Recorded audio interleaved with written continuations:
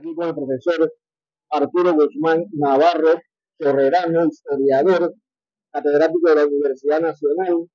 Profesor, otro año más, otro aniversario más del distrito de La Chorrera. Buenos días. Buenos días, Mileri. Buenos días a todos los amables cibernautas. 169 aniversario de la creación de la fundación del distrito de La Chorrera.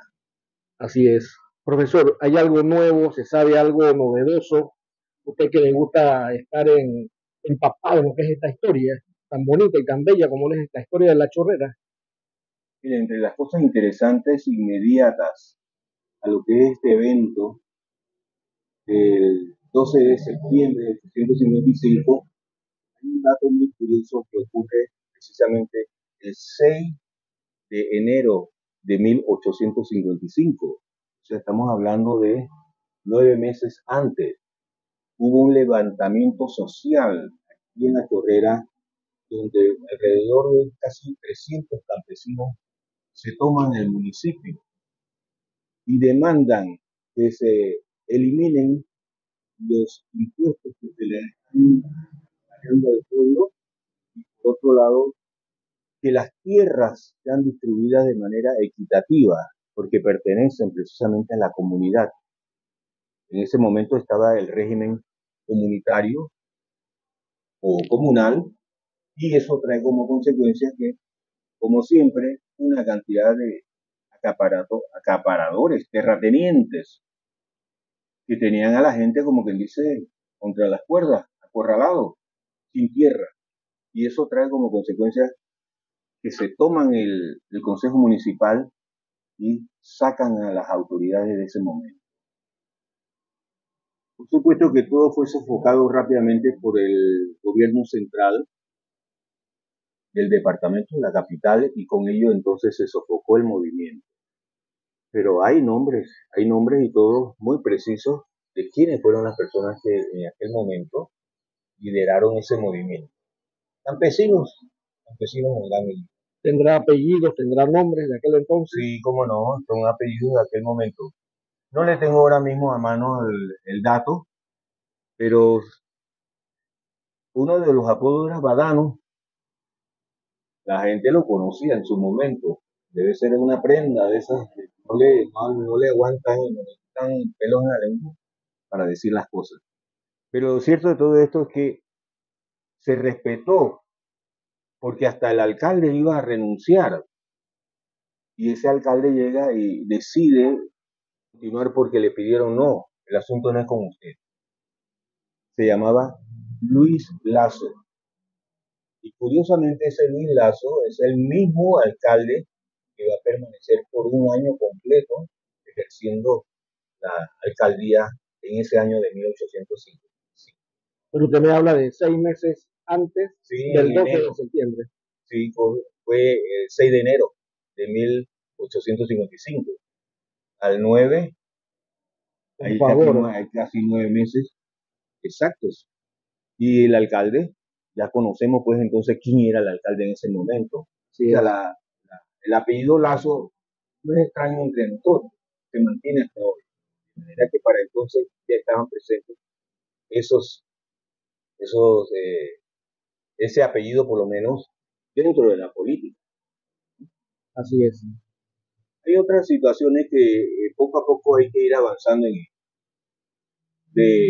Comunico ahora, en un adelanto, que el personaje que en su momento hizo la transacción de las tierras comunitarias o comunales de La Chorrera, que se las vendió por 200 pesos, la señora que dije en su momento se llama María Bautista y no tiene otro nombre, solamente María Bautista. Por eso vamos a hacer un paréntesis aquí, sí.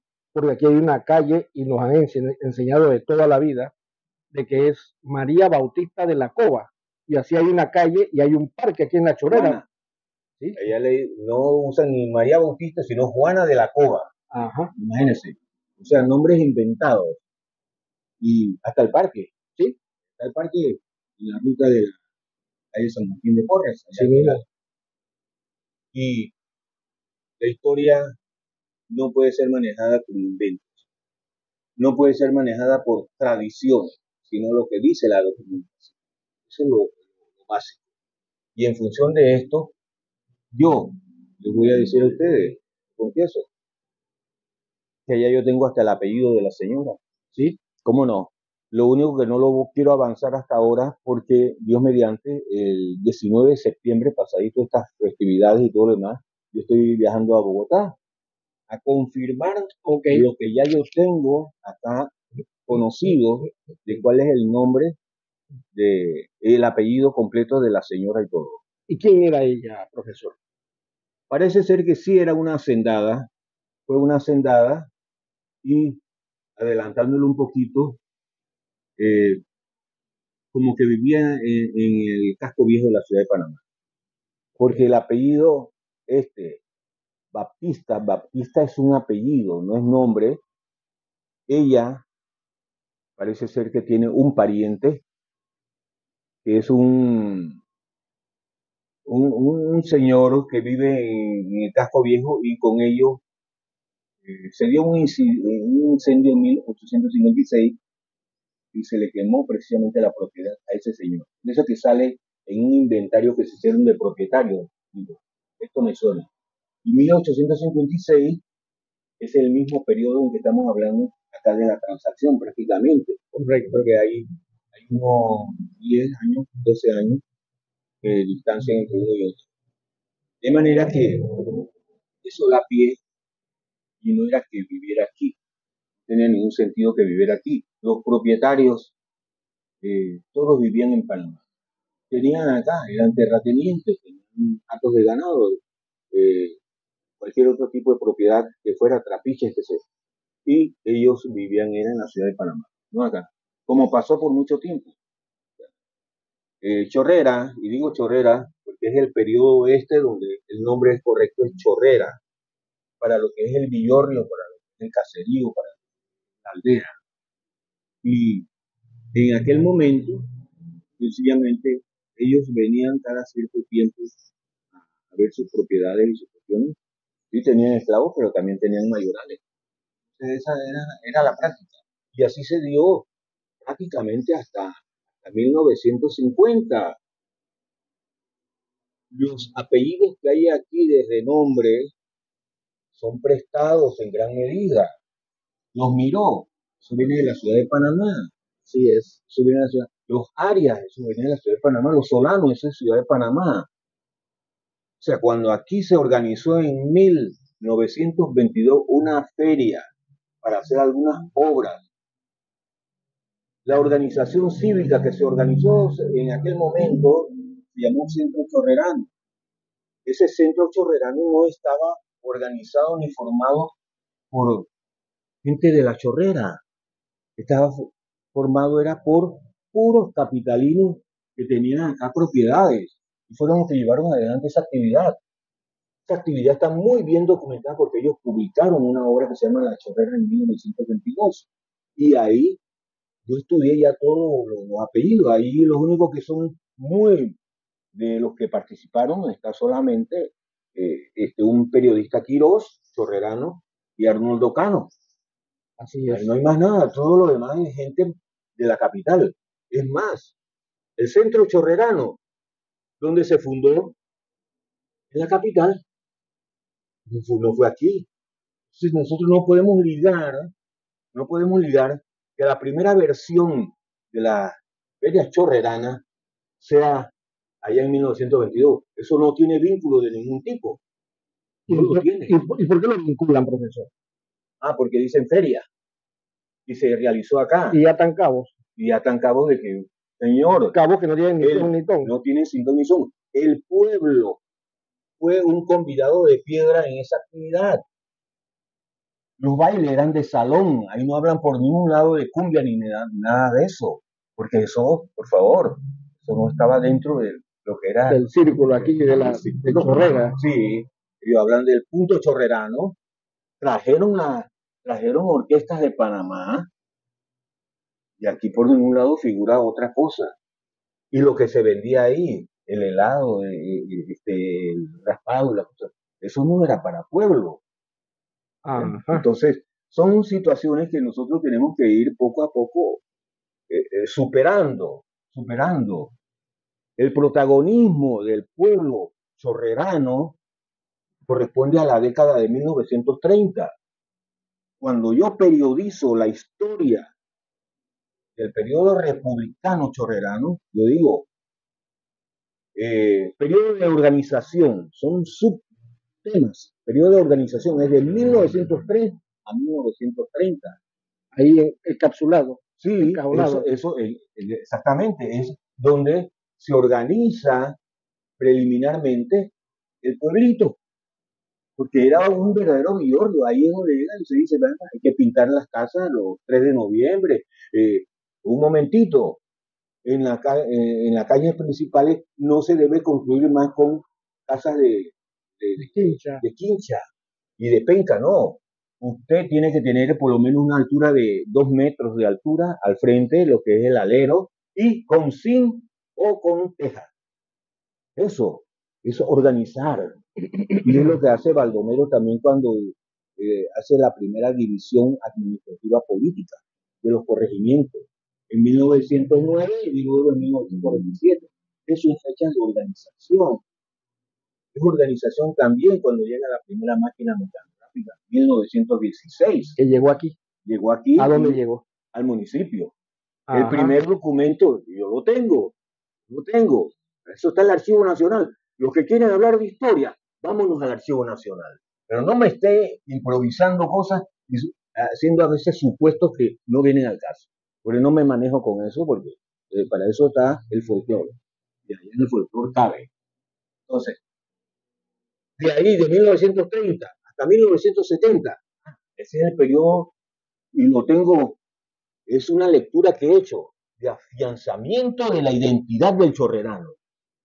¿Y por qué? No es antojadizamente lo que estoy diciendo, sino que es precisamente en la década de 1930 a 1940, en esas 2 décadas, en 20 años, es donde el chorrerano llega y empieza a demandar un derecho que tiene con relación a las tierras comunales. No me las toquen, no las van a vender, porque ustedes no tienen por qué vender, el municipio no tiene, ustedes no son propietarios de esto, esto es la comunidad. Ajá. Y se arma un movimiento que llevó casi 10 años, con una publicación que sale a relucir, que gracias a esa publicación podemos saber un poco de las transacciones que se hicieron en 1813 por allá sobre las tierras comunales por primera vez. Ahí, con el licenciado Isidro Beluche, hizo un trabajo extraordinario de Archivo Nacional y rescata de allá los textos de las gacetas oficiales donde se habla de lo que es el proceso de venta de la concesión de tierra. Y se publican. Miren, quienes respaldaron todo ese movimiento, un alrededor de casi, están los nombres completos, ya me he puesto a ver todos los apellidos y ahí nos ubicando. Son alrededor de casi 700 chorreranos que llegan y respaldan el movimiento ese pro rescate de la tierra chorrerana. Que para ese tiempo es bastante, tomando en cuenta el pueblito. El pueblo chico. El pueblo chico. Yo siempre recuerdo a un gran amigo, don Rodrigo Zúñiga, también le conocía como profesor. Hasta 1950, esto era un pueblito. Y él no está equivocado, lo vivió. Claro. Lo vivió. Entonces, sobre esa base es que podemos decir, aquí hay un afianzamiento. La gente se sumó para manifestarse. Ese terreno había que defenderlo. Y luego viene de 1970 hasta el día de hoy, que es modernización. La modernización significa, en otras palabras, que desde 1965 llegan las primeras acciones gubernamentales para modernizar esto. ¿De qué manera lo hicieron? Lo hicieron empezando las primeras barriadas de San Antonio, con el gobierno de Marco Robles. Ese proyecto acá es idéntico como el de Concepción Juan Díaz. La misma casa, el mismo diseño, la misma planificación. Y eso es lo que da pie entonces al proceso revolucionario, que es el que empieza a empujar, como decimos, el desarrollo de la chorrera. Voy a usar ahora el término de la chorrera ya, porque las cosas han cambiado en ese momento. Y con ello, entonces, ¿Qué pasa? En 1975 empiezan a establecerse las primeras oficinas regionales de los ministerios, con el Ministerio de Planificación y Política Económica, 1975. Así es. Y se va desatando ahí entonces ya lo que sería un ambiente, una atmósfera, diríamos, de interés, de expansión territorial de lo que será la ciudad, de ahora ciudad, porque la ciudad empieza a llamarse ciudad a partir de 1970, no antes. Antes de eso sigue siendo el pueblo, el pueblito. Y eso es lo que trae como consecuencia entonces que hoy tengamos ese boom urbanístico que ya pasó los linderos de lo que era el casco viejo. Nada de que solamente nos quedamos acá en Barrio Colón y Barrio Balboa, los dos corregimientos iniciales, sino que tenían otro nombre también en ese entonces. Occidente y Oriente. Sí, cómo no, eran primero. Hay muchas cosas que hayan cambiado, por supuesto, ¿no? Cuando lo oigo hablar a cada rato, el parque Tomás Martín Fuyet, señores, ese parque se llamó primero Amador, en los inicios de la República, ¿no? Y la plazuela Santa Rita es lo que hoy es el Parque 10 de Noviembre. Será y el casco viejo de la ciudad, de los inicios de la República, porque yo no puedo hablar hacia el 19 porque en el 19 no hay tantos detalles, pero en los inicios de la República, desde 1903 en adelante, se está hablando ahí mucho, hasta 1916, se está hablando de un entorno casco viejo. Estamos hablando de las principales calles. ¿Cuál? La Santa Rita. ¿Que va de dónde a dónde? La Santa Rita iba desde lo que era en aquel momento, hoy es la Avenida Las Américas. Ahí en la esquina donde vendían piñas y no sé qué más. Ajá. Ya no hay piñas. No. Ahora mismo no hay. Y se iba hasta lo que es la parroquia. Eran cortas las calles. Y se llamó primero Calle de la Carrera. Siglo XIX era Calle de la Carrera. ¿Y por qué? Bueno, esa parte yo diría que a veces los pueblos pueden que copien de otros. O sea, en Panamá Viejo, lo que es la vieja ciudad de Panamá, había una calle de la Carrera. Era esa lo que es la Cincuentenario. ¿Por qué se llamaba allá? En memoria de la carrera de India, o sea, de los convoyes que venían de España para la feria de Portobelo. Entonces, la carrera de India era ese convoy de mercancía, de equipo militar, de embarcaciones militares y todo, y eso era la carrera de Indias, que se le llamaba. En el Pacífico también una carrera que iba, era también un proceso que venía desde el Perú y llegaba a la ciudad de Panamá, también, carrera del sur. Entonces, pienso que por ahí, quizá, porque si hablaban del camino real, la calle real, el camino real era el camino del rey. Entonces, eso puede ser. Hay quienes me dicen a mí, profesor, hablaba con Macario Ortega, mi gran amigo difunto Macario Ortega, sí, con sus fotografías todas muy elocuentes, y me decía él, la carrera era porque hacían carreras de caballo. Para festividades, no me extraña que hagan carreras de caballo. Bueno, puede ser. Ese trayecto es bastante plano, aunque sube de la central allá, antes de llegar a la iglesia. Hasta llegar a la iglesia hay una subida, sí, ¿no? Leve, pero de subida. Sí, porque por algo fue escogido ese lugar para construir el templo católico. ¿No? ¿Por qué? Porque ahí estaba la colina. Muchos dirán que carrera de caballo en asfalto, pero es que en ese entonces las calles eran de tierra. Ah, sí, polvorín. Hay descripciones de lo que era Chorrera en 1851. Dice, los 28 se celebraba con mucho lodo y el agua llegando a la rodilla. ¿Noviembre? Era noviembre. Lluvia. Exactamente como hoy, que amaneció tremendo. Entonces, ese tipo de situaciones son las que hay que tomar en cuenta. para los efectos de poder uno entender qué fue en otro momento y lo que es hoy, y poder hacer un balance y sorprenderse.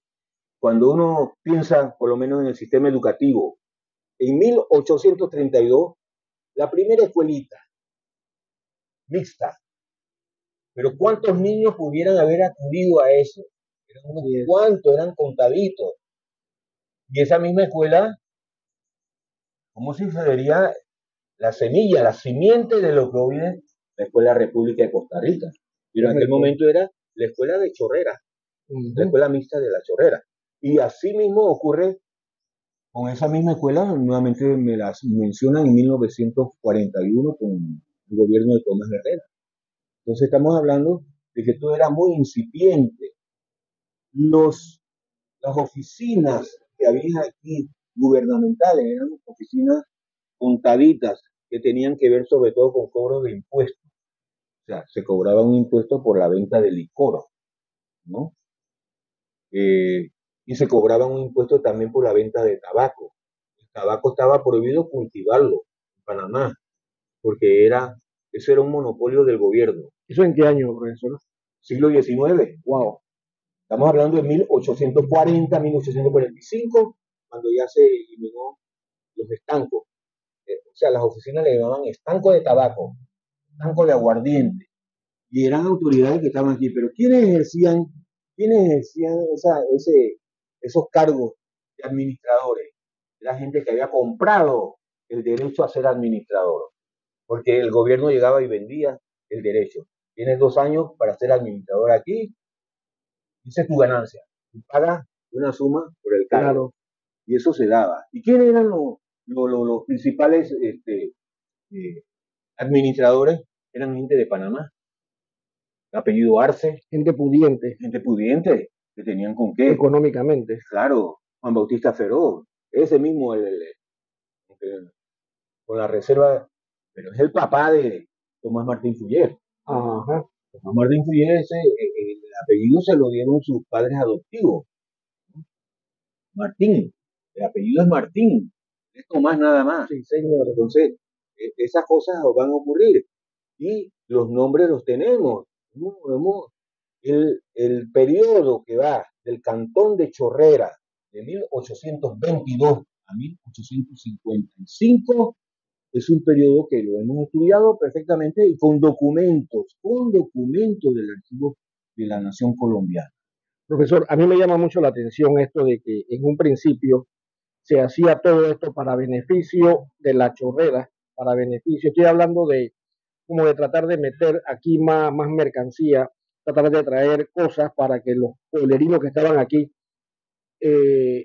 como que compraran o pudieran adquirir este tipo de cosas que solamente habían en la ciudad de Panamá. Pero ahora los gobiernos de mucho tiempo hacia acá han dejado esto como de lado. Le explico por qué yo pienso esto. El IDAN no da abasto. La energía eléctrica actualmente está fallando horriblemente. El transporte, la educación, los hospitales no se dan abasto porque la Chorrera ha crecido desde aquel entonces, aquel pueblito, ahora ha crecido para los 4 puntos cardinales y no se da abasto, profesor. Aquí hay una irresponsabilidad administrativa de la cosa pública que viene desde hace mucho, pero mucho tiempo. No son 2 administraciones hacia atrás, no son 5, 10, de toda la vida republicana. De toda la vida republicana. Pero eso no los exime de la culpa que tienen los que han tenido los recursos y lo han despilfarrado de diferentes maneras. Pero también somos culpables la misma población. La misma población ha sido como indolente con su propia condición. Con su propia condición. ¿Cómo es posible que nosotros estemos hablando de la ciudad de La Chorrera y hagamos aspavientos de la ciudad de La Chorrera? ¿Dónde está el sistema de alcantarillado? Don Rogelio Zúñiga Méndez, esa era su pelea eterna. Sí. Una de las tantas peleas. ¿Cómo no? ¿Dónde está ese ideal de una ciudad amigable que ya debiera ser amigable en todo sentido? ¿Dónde están las aceras? Nada más que para empezar, hablando de las 2 principales calles que cruzan la arteria, que es la ciudad. Estamos hablando de la Avenida de las Américas y la Avenida Libertador. La Avenida de las Américas es de 1953, perdón, 1953, en memoria de la hermandad americana y eso por eso se llama la Avenida de las Américas. Yo tengo los acuerdos municipales y los leo y los releo. ¿Y dónde está el compromiso aquí? Aquí no hay ningún compromiso de nada. No hay. Esa avenida en realidad la asfaltaron, o sea, de hormigón, fueron los norteamericanos en la Segunda Guerra Mundial, la década de 1942 al 45. Pero no fue obra del gobierno nacional. Entonces, ¿de qué estamos hablando? Obra del gobierno nacional es la Avenida Libertador. Eso es de la década del 60. Entonces, Claro. ¿dónde está el asunto? Nosotros podemos contar con los dedos las mejoras que se fueron haciendo en los inicios de la República. La primera mejora, y voy a hablar de aspectos físicos, el cementerio con el presidente Belisario Porras, 1924.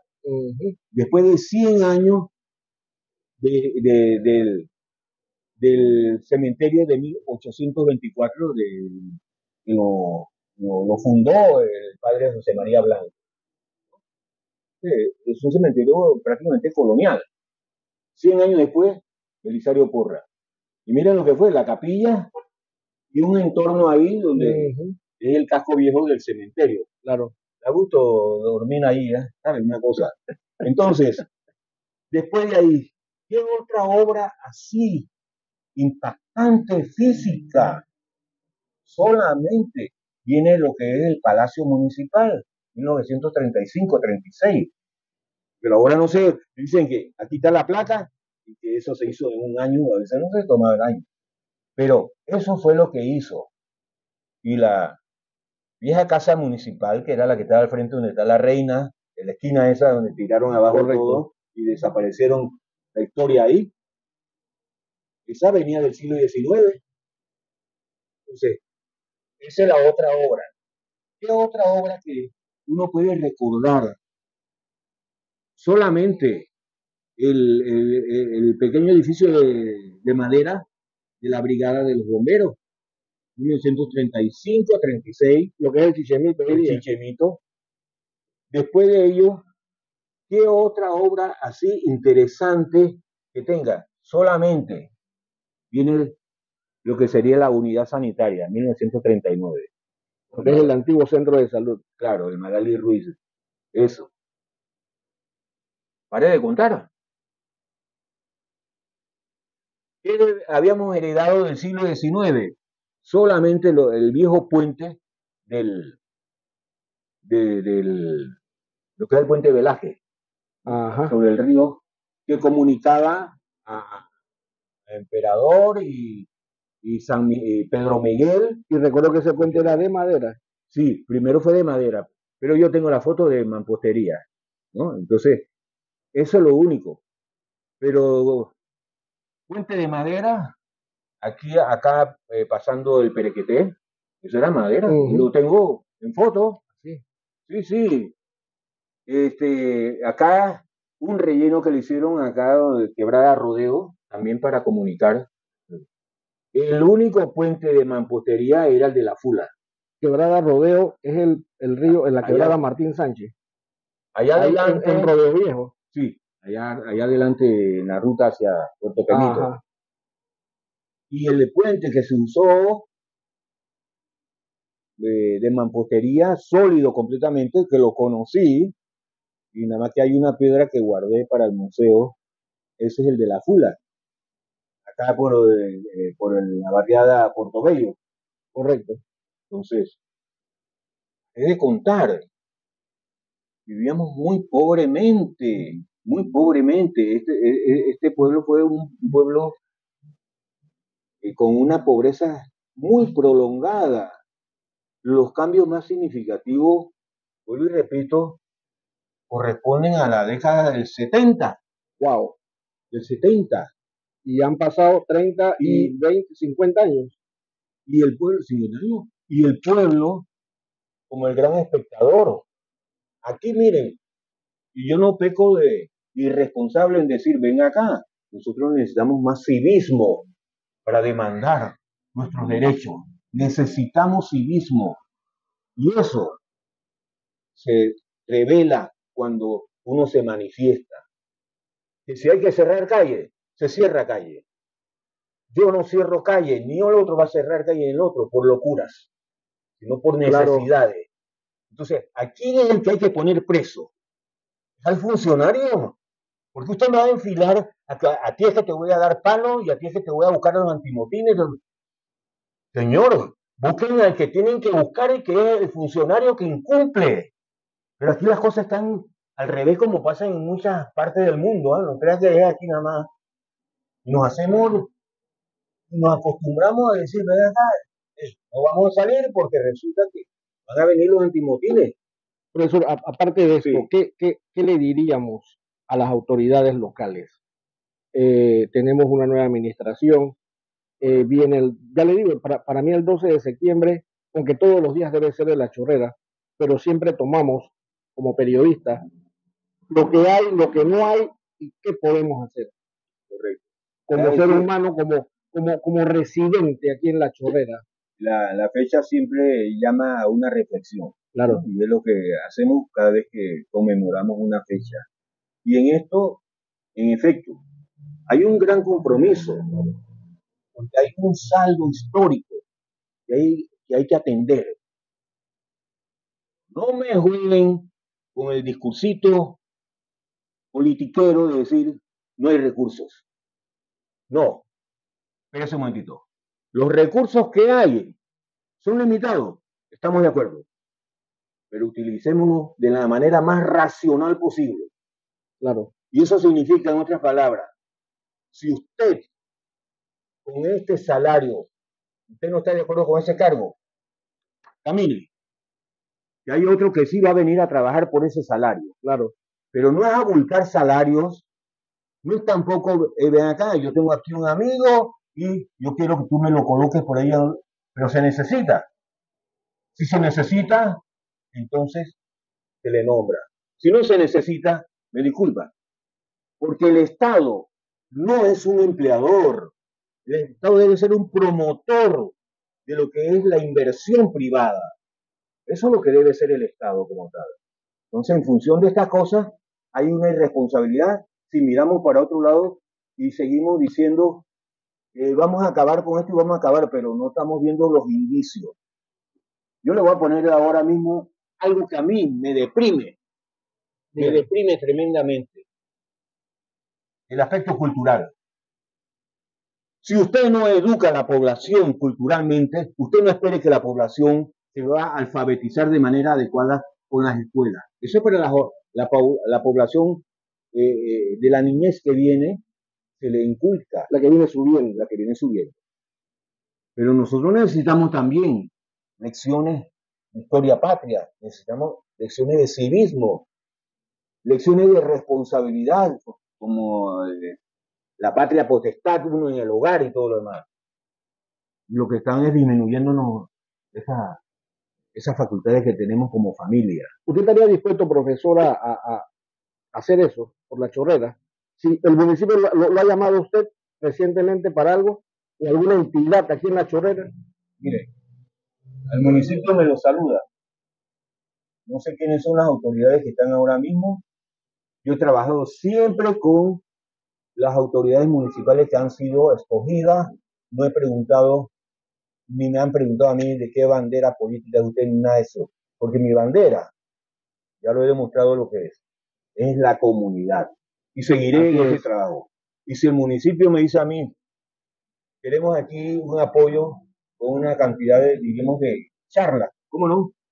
Y no le voy a cobrar ni un centavo como siempre, como lo he hecho con las escuelas, el Ministerio de Educación, la regional de aquí, siempre me ha tenido en cuenta, el Ministerio de Cultura, lo mismo me ha tenido en cuenta, y no he cobrado jamás un solo centavo, ¿no? Porque yo siento que esa es parte de mi labor como ciudadano. Mi formación profesional me lleva a ¿qué? A pensar en ello. Entonces, sí, aquí tenemos que darle prioridades a ¿qué? A una cantidad de problemáticas. Y otra, tenemos que cerrar filas todos los chorreranos y exigir. Para exigir. Esto de el alcantarillado, el sistema de alcantarillado. Esto debiera ser algo que debiera ser atendido y esto pasa gobierno tras gobierno, no es posible. Eso da vergüenza lo que es la avenida central de nosotros. ¿Cómo se desborda, profesor? ¿Cómo no? Arreglan aquí, mañana allá y acá en el otro lado y se sigue desbordando. Mire, yo le digo una cosa. Las S mayúsculas. Aquí no podemos seguir ya anquilosados pensando que la avenida central debe ser la principal arteria de la Chorrera. La ciudad creció, señor. La principal arteria ya tiene que empezar a visualizarse allá lo que es la autopista, antigua autopista, ¿no? Exacto. Porque ya sabemos que no lo es. Eso es lo que es. Y esto debe ser convertido en ¿qué? Una peatonal. Bueno, el sistema de transporte colectivo y esto, la gran problemática. Miren, señor, cada vez que aquí se tocan los temas del problema colectivo, me van a afectar a mí, me van a afectar al otro, el otro. Y todos sentimos que tenemos un argumento para decir, esto no va. Entonces, ¿dónde vamos a estar? Empantanados. Miren, históricamente, las grandes ciudades del mundo han tenido que hacer ¿con qué? Con gobernantes que han decidido de una manera, pero muy contundente en decir, vamos a modernizar la ciudad. Y si hay que tirar abajo esta fila de negocios que están al frente para que se amplíe la avenida, para que sea una ciudad amigable. Eso lo hicieron. Eso lo hicieron en su París en el siglo XIX. Ahí vino un Napoleón III que dice acá, estos edificios son bellos y todo, pero y vamos haciendo uno, vaya el París de aquel, claro, y así por el estilo. Nosotros tenemos acá la Chorrera con un apretujamiento tremendo y nadie se quiere mover de la calle. ¿De qué sirvió el tramo que asfaltaron entre la avenida de las Américas y la calle Baldomero González? Donde quedaba antes la corregiduría. Donde quedaba la corregiduría. ¿De qué sirvió eso? Yo intenté pasar por ahí casualmente esta mañana y no pude. No se puede. No está todo trancado. Miren, es que ahí la misma gente, o sea, ahí no había caseta hasta recientemente. ¿Quién ordenó eso?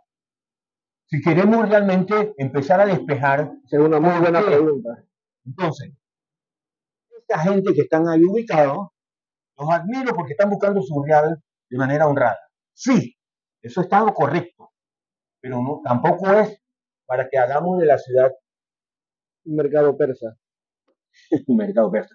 ¿Qué pasa ahí? La gente llega y saca un cajón y se sienta a la orilla donde el carro no puede ni pasar. Entonces, ¿de qué estamos hablando?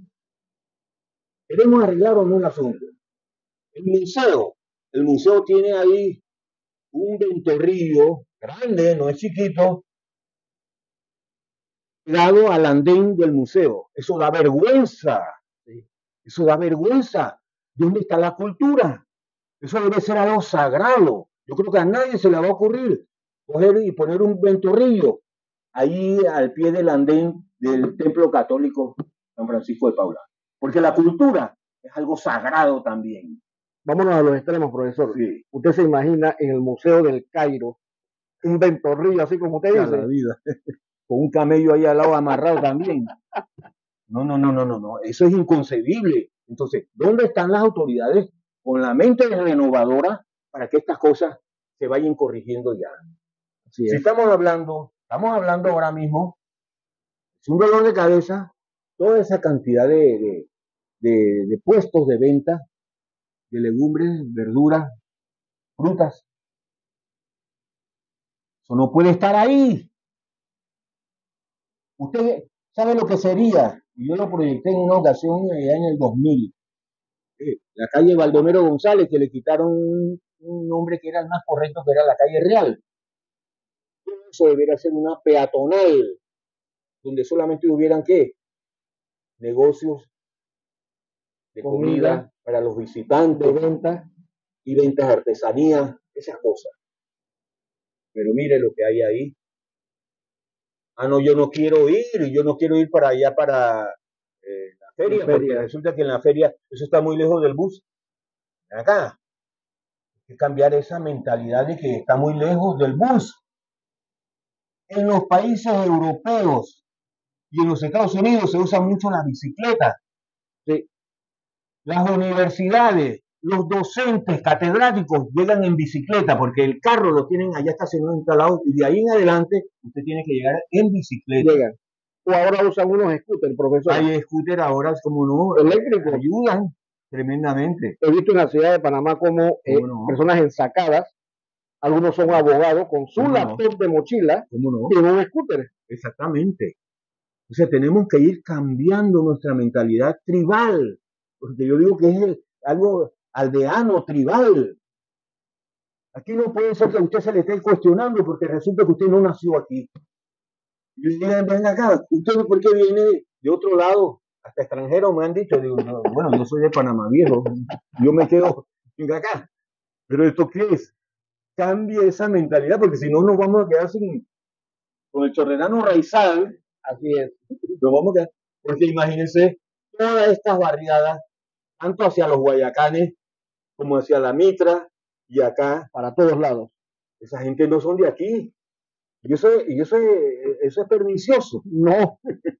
Entonces, sí hay que cambiar esta mentalidad. ¿Cómo no? Independientemente que mi madre es chorrerana, mi abuelo fue chorrerano, yo doy cuenta aquí, porque yo vine en los veranos, yo venía cuando tenía 8 años. Sí, usted es chorrerano, bro. Yo venía aquí en los veranos porque lo demás era la escuela en Panamá Viejo. Y yo le doy razón a usted. Aquí no había puente para cruzar de allá, de la calle del agua acá. ¿Por dónde cruzamos? Había aquí un motor que bombeaba agua. ¿Funcionaba con qué? Con diésel. Eso me consta porque yo fui a comprarle diésel al señor. Ay, Dios mío, ya lo tiraron a tirar agua. Y la botella decía mi abuela vivía. Ella ya le dice con una botella. ¿Para qué era? Para el mechorro. Y para prender el fogón. ¿Y cómo cruzábamos ahí? Como estaba tan chiquillo, ese motor ahí vibraba el agua de la quebrada de los Guayabitos, pero también vibraba la tierra. Y había unas cuantas piedras con las que uno saltaba y cruzaba para venir acá. Imagínese. Y yo le tenía miedo a pasar ahí. Yo no le decía nada a mi abuela, pero yo tenía miedo. Me van a decir a mí, alguien por aquí, no es que yo soy más viejo que usted y usted, yo soy más viejo. Yo tengo casi 75 años. Por favor, entonces, ¿de qué estamos hablando? Profesor, agradecido todo este coloquio que hemos tenido aquí en su casa. Gracias también por prestarnos aquí su casa. Y es lo que tenemos que hacer, profesor, a empujar todos la carreta hacia una misma dirección, para echar a la chorrera adelante. ¿Cuántos años son? 169 años. 169 de distrito. A eso súmele lo que es el pueblito desde que fue 1712. Ajá. De 1712 al presente. Son 300 años, 314 años. Eso se cumple el 25 de noviembre. Perdón, de marzo. De marzo. Ese es de marzo. Eso no debe pasar así inadvertido como el punto medio, pasa, ¿no? Un antes y un después. Claro. Y lo que es ahora. Y lo que es ahora. Si yo llego y sumo nada más que 169 años de historia, porque fue con el distrito municipal, ya. Entonces, ¿qué pasa hacia atrás? Pues aquí no pasó más nada.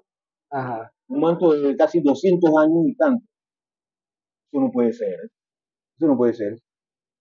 La experiencia, la primera experiencia, y termino aquí, ¿no? Sí. Va por lo blanco. La primera experiencia municipal la tenemos en 1813, periodo colonial. 1813, la primera. Colombiano. El primer cabildo ilustre, dice el documento. El primer cabildo ilustre, 1813. Después viene el periodo del cantón, 1822. Cantón municipal. O sea que esto de la experiencia municipal no es de 169 años. A eso súmele 31 años más de cantón.